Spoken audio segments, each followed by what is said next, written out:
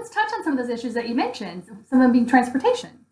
So let's talk about those kind of big picture transportation issues that kind of the elephant in the room. Yes, the elephant in the room.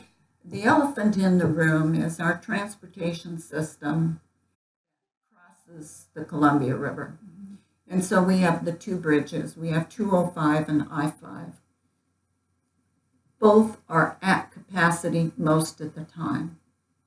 So if we want to really think about the future of Clark County, and this is in the big picture for Clark County, we need to understand those two bridges are at capacity.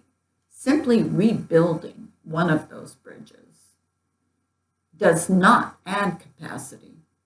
And I say that because I was around for the discussions on the original I-5 bridge replacement. And that does not add substantial capacity. And that looks like the plan that we are rewiring, basically, to go for transportation improvement. There are two outcomes that we need to have. One is more capacity, more lane space. The other thing we need is improved performance of the highway. And by that, I mean, how long does it take to make your way through?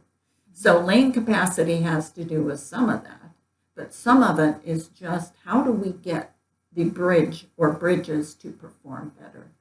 So it's a big dollar issue, but we really need to think about the future of Clark County.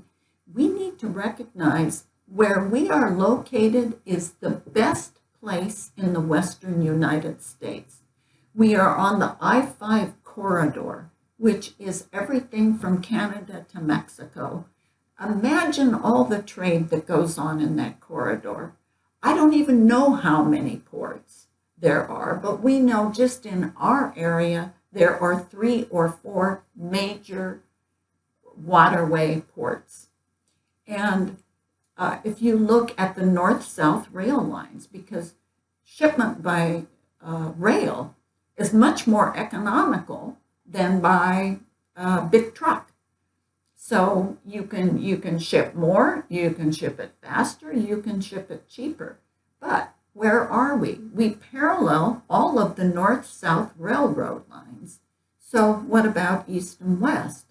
The major rail line in the northern part of the United States that goes east and west, where does it come? It comes through Clark County and through Portland.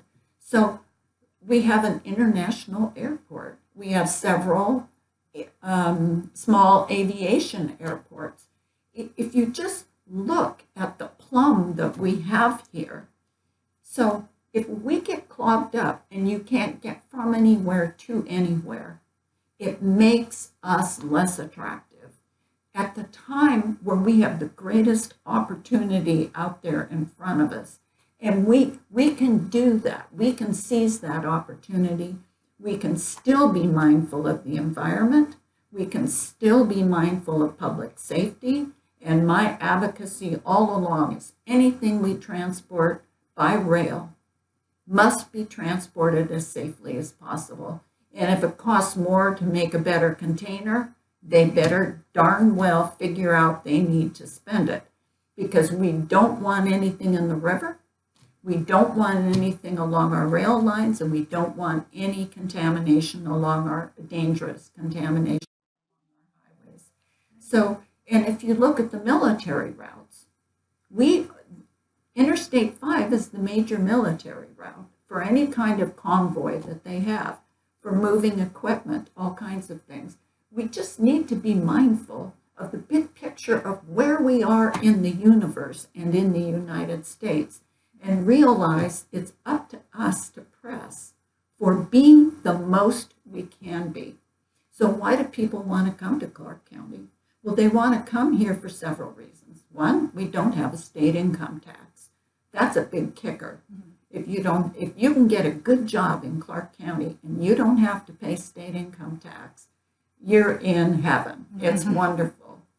We have lower property taxes, even with some new bill passages from last year about education funding. We still have lower property taxes. And what else do we have? The best gem you can have in any community. We have best schools. Clark County, regardless of which school district, we have better schools. It's a nexus of quality of life that we have here, but we can't allow it to have a clog. We can't allow it to be gridlocked because it'll make us irrelevant. Clark County isn't irrelevant. We're relevant. We're here. We're growing. We're a wonderful place to be. So how does that work then? Because I know that Oregon also plays a part in anything that we do crossing the bridge. And I know tolls have been brought up. I don't know if you want to talk about that. Well, it's an interstate highway. That means it's a federal highway. Oh, okay. We pay federal gas tax. Now, it's true that the federal gas tax hasn't been raised for many, many years. And I'm not sure that I would advocate for that increase. But we need the federal government to take some ownership. This is not a little quarrel between Portland and Vancouver. And that's how this is sort of being made to look. That's ridiculous. This is a federal interstate highway that is the arterial of our country, north to south. That means it should receive a higher level of federal government attention.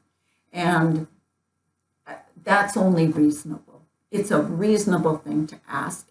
And I cannot abide the unnecessary financial burden to our citizens to have to pay tolls because they happen to work across a river. It is unjust. And we do know that we have, the numbers vary, it's at least 70,000 people who work in Oregon, pay state income tax in Oregon, and live here.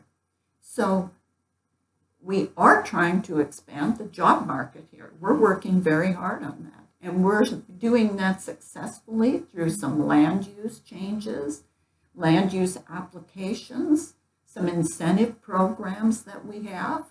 And we're always kind of figuring out how we can improve those.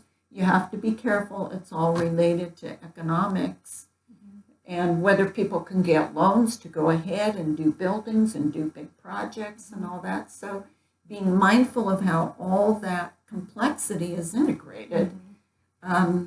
We're working on that in Clark County, and we're being successful.